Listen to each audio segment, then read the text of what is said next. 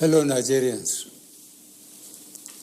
it has become necessary for me to address you, having heard from many concerned Nigerians and having concluded a meeting with all the security chiefs. I must warn those who have hijacked and misdirected the initial, genuine and well-intended protests of some of our youth in parts of the country against the excesses of some members of the now disbanded Special Anti-Robbery Squad, SARS. On Monday, 12th October, I acknowledged the genuine concerns and agitations of members of the public regarding the excessive use of force by some members of SARS.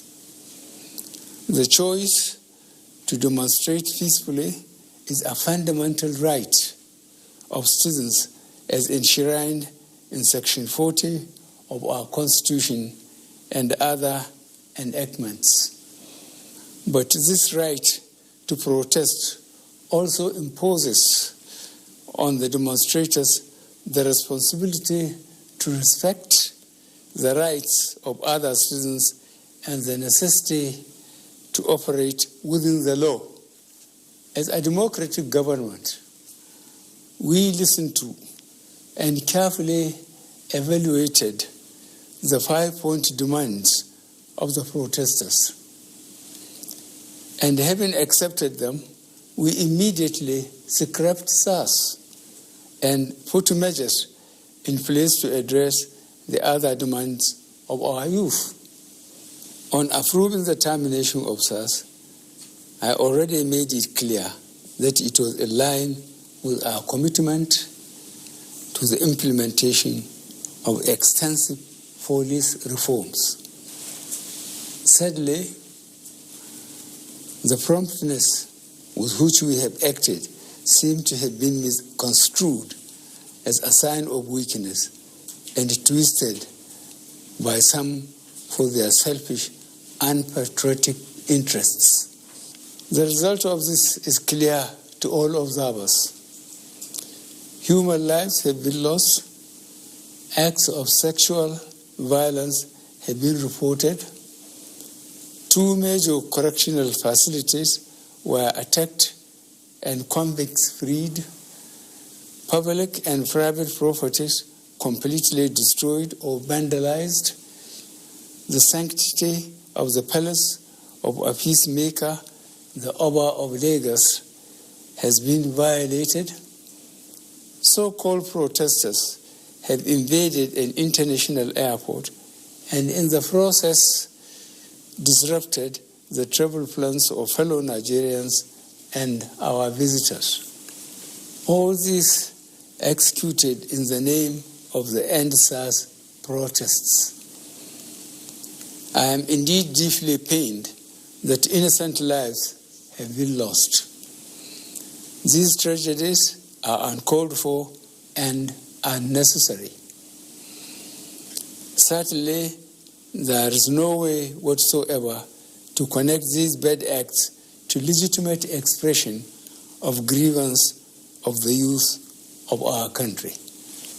The spreading of deliberate falsehood and misinformation through the social media in particular, that this government is oblivious to the pains and plight of the citizens is a ploy to mislead the unwary within and outside Nigeria into unfair judgment and disruptive behavior.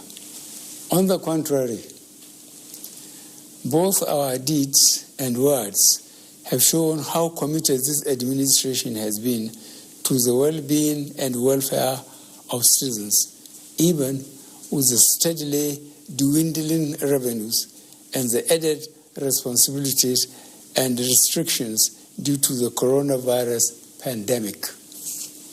Government has put in place measures and initiatives principally targeted at youth, women, and the most vulnerable groups in our society. These included our broad plan to lift 100 million Nigerians out of poverty in the next 10 years.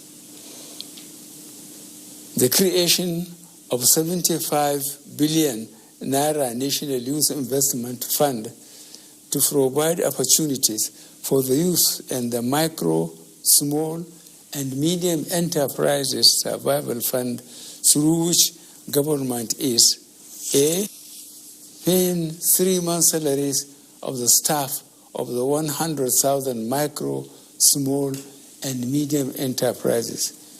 B, paying for the registration of 250,000 businesses at the Corporate Affairs Commission.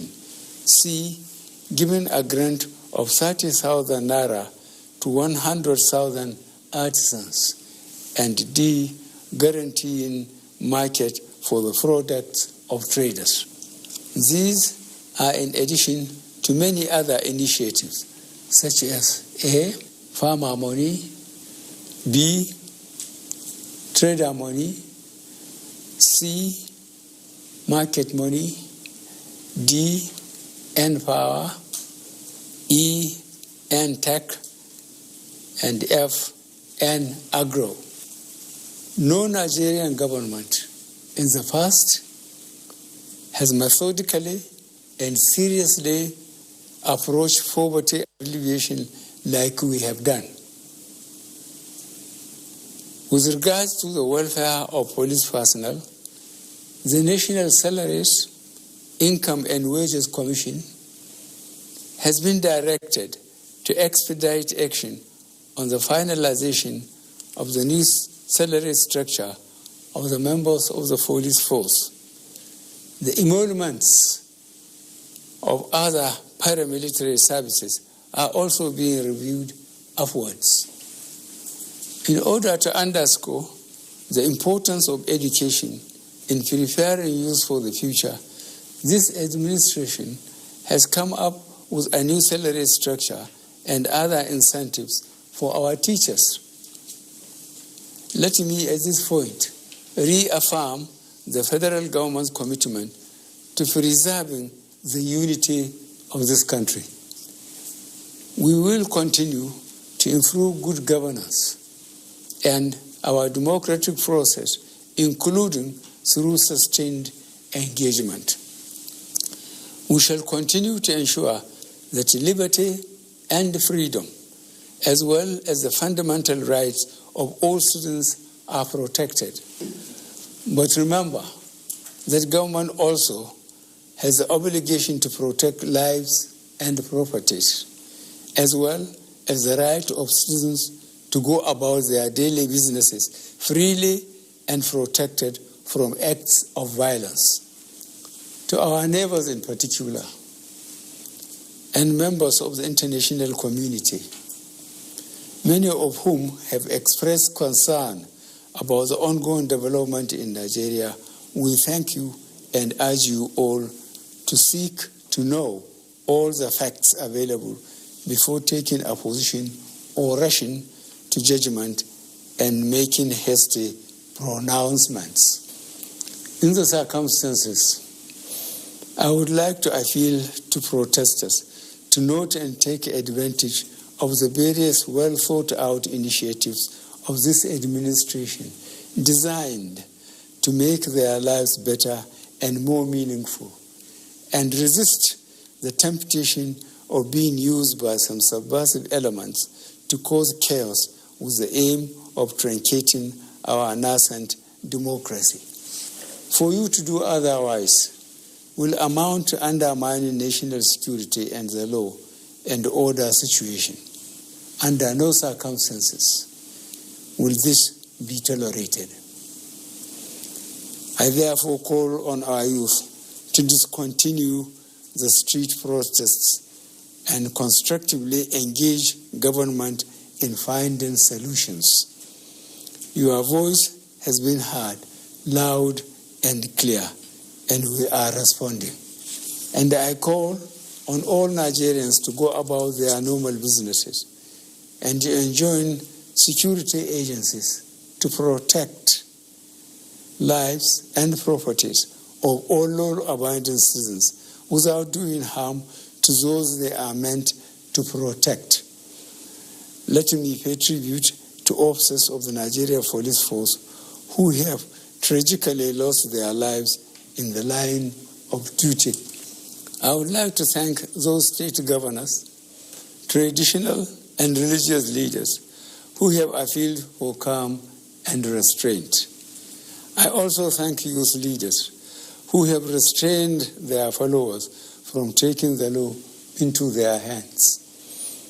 This government respects and will continue to respect all the democratic rights and civil liberties of the people, but it will not allow anybody or groups to disrupt the peace of our nation. Thank you all. God bless the Federal Republic of Nigeria.